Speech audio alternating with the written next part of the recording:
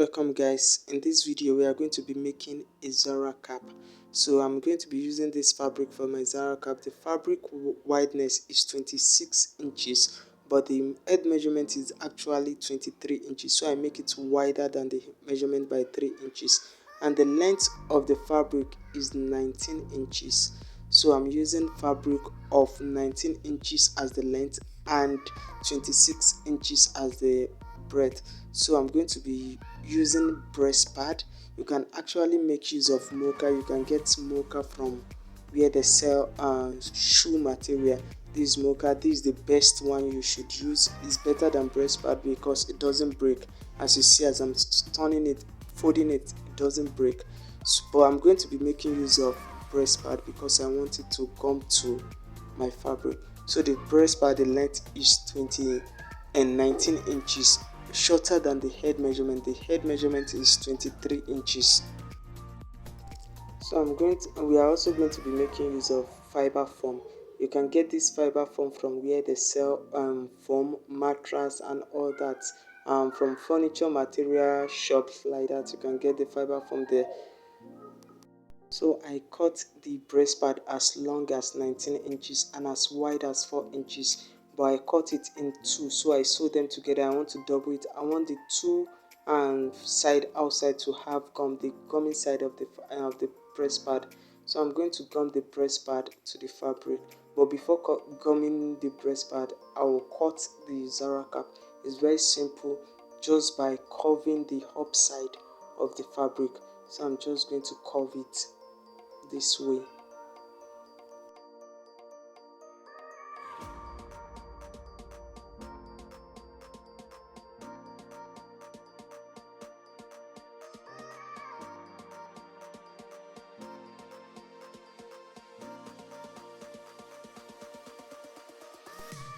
So I'm going to place the breast pad on the fabric this way, leaving equal allowance on both sides. So I'm going to adjust it to make it equal. You can actually measure it. So after placing it this way, I'm going to turn it. Remember the two sides of the breast pad, because I doubled the breast pad, but leaving the side of the breast pad that has gum. So I'm going to gum it. I'm going to leave the edge of the fabric because it's the edge. I don't have to fold it inside this way. So I'm just going to leave it straight like this. This is the edge. So after gumming it, I'll just sew it to it, but not matching on the breast pad. I'm not going to match on the breast pad. So the next thing, I'm going to be rolling the fiber and fiber foam together this way and see if the size of it is okay. Remember, the Zara cap has like a round roll fabric around the cap, so we are going to be making use of this fiber foam in the roll fabric around that twisted fabric around the cap.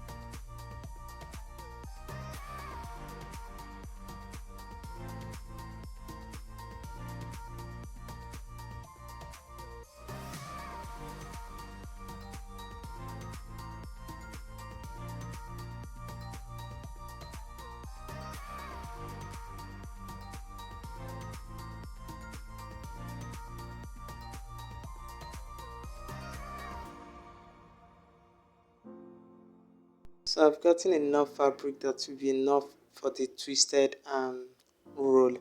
So I press about half an inch inward with my pressing iron before running this fiber foam to the fabric. So I'm going to roll it starting from this side of the fabric that is not folded. So after doing it this way, I'm going to stitch it all through with my hand needle So I have that done, and I've done that for the other twisted row.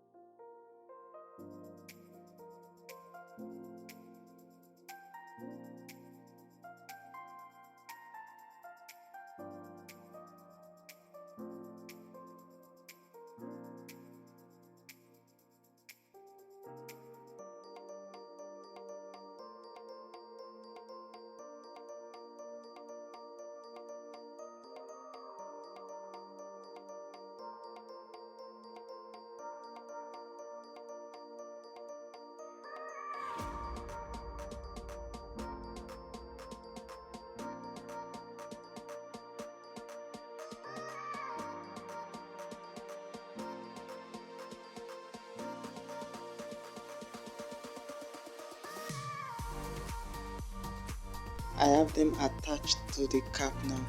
So I'm going to fold the cap, and so starting from the edge of the cap to where the breast part stops, that is at 4 inches. Then you can either use hand needle or sewing machine for the rest. So using your sewing machine, you are just going to start plinting from where the breast part stops, that is from 4 inches. So after doing that, then you turn the cap, having this as the result.